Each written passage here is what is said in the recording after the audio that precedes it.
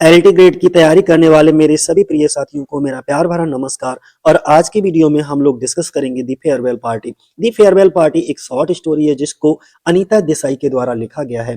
और ये जो स्टोरी है वो games at twilight and other stories से ली गई है। इसको पब्लिश कराया गया था 1978 में, 1978 में। और इस स्टोरी में एक मिडिल क्लास फैमिली की पूरी कहानी दिखाई गई है। तो चलो शुरुआत कर लेते हैं। सबसे पहला एमसीक्यूज है हमारा।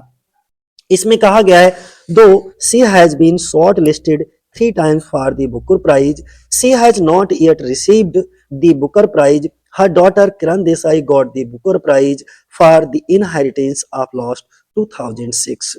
She received the Sahitya Akademi award in 1978 for किसके लिए? फायर ऑन द माउंटेन के लिए। She also got the British Guardian prize, और ये जो ब्रिटिश गार्जियन प्राइज इनको मिला था the village by the sea के लिए। She graduated from Miranda House. Clear light of day जो थी वो उनकी मोस्ट ऑटोबायोग्राफिकल वर्क था। तो इसमें क्या कहा गया है पूरे के पूरे क्वेश्चन में जरा समझ लीजिए। यद्यपि उन्हें बुकर प्राइज के लिए 3 बार शॉर्ट लिस्ट किया गया, फिर भी उन्हें अब तक बुकर प्राइज नहीं मिला। उनकी पुत्री जिनका नाम था किरण देसाई को द इनहेरिटेंस ऑफ लॉस 2006 में जो आई थी उसके लिए बुकर प्राइज मिला था इनकी पुत्री किरण देसाई को। और इसके बाद उन्हें फायर ऑन द माउंटेन के लिए 1978 में साहित्य अकादमी पुरस्कार मिला। तो अगर आपसे पूछा जाए कि साहित्य अकादमी पुरस्कार इनके कौन से वर्क के लिए मिला था, तो फायर ऑन द माउंटेन के लिए मिला। इसके बाद उन्हें the village by the sea के लिए ब्रिटिश गार्जियन पुरस्कार भी मिला। उन्होंने मरांडा हाउस से शिक्षा प्राप्त की। और इसके बाद अगर हम एक वर्क और इनकी बात करेंगे, clear light of the day, जो कि उनकी सबसे ज्यादा ऑटोबायोग्राफिकल वर्क था। हम किसकी चर्चा कर रहे हैं? हम लोग चर्चा कर रहे हैं अनीता देसाई की। सी ऑप्शन हमारा क्या हो जाएगा? सही हो जाएगा। दूसरा क्वेश्चन है हमारा, the farewell party is a short story, is a story written by Anita Desai, this story has been taken from. वही बात, द फेयरवेल पार्टी जो है अनीता देसाई द्वारा लिखी गई एक कहानी है। ये कहानी किस कृति से ली गई है? तो games at twilight and other stories से ली गई है। तो ए ऑप्शन हमारा सही हो जाएगा।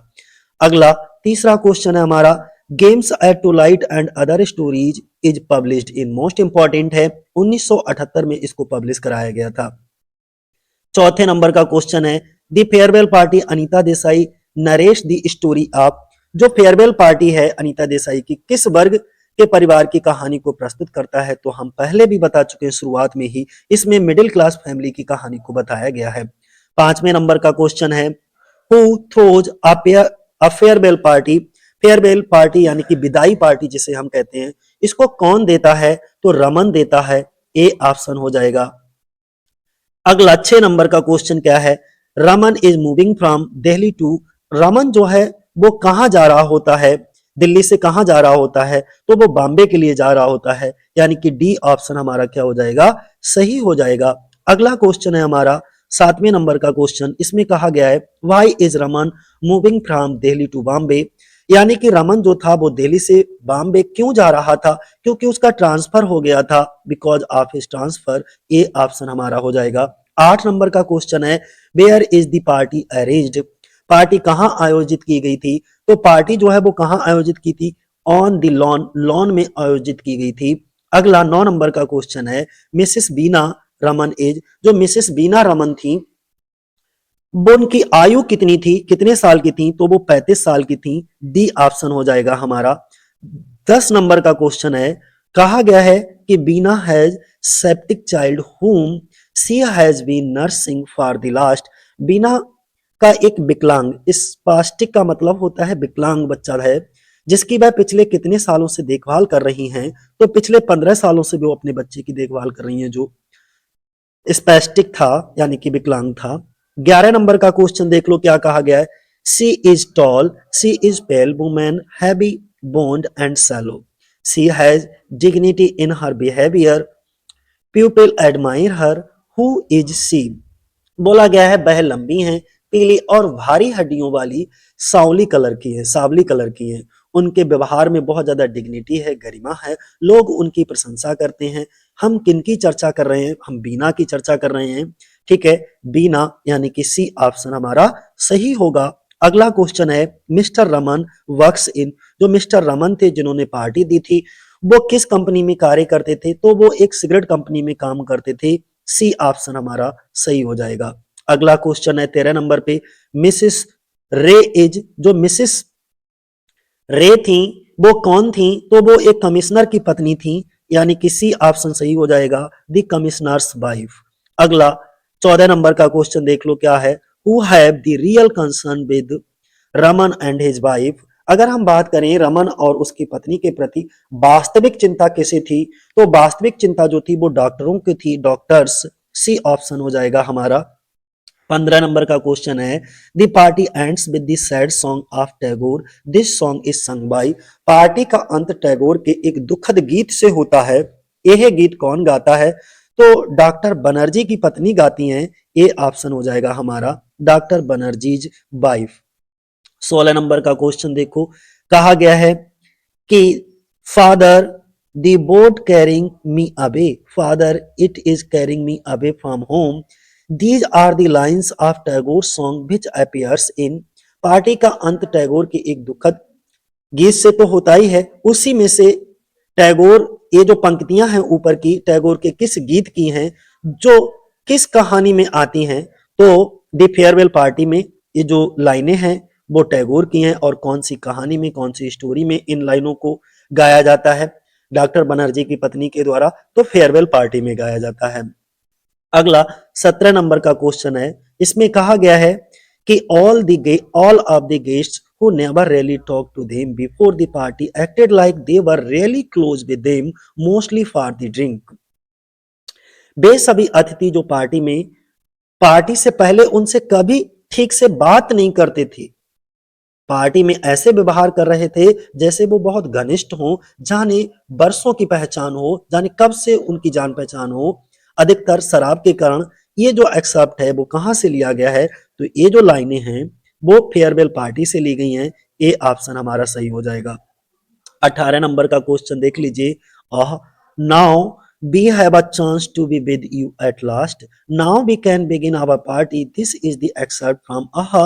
अब हमें अंततः तुम्हारे साथ रहने का अवसर मिला है, अब हम अपनी पार्टी शुरू कर सकते हैं। ये अंश किससे लिया गया है? तो A be the farewell party से लिया गया है। सी ऑप्शन हमारा सही हो जाएगा।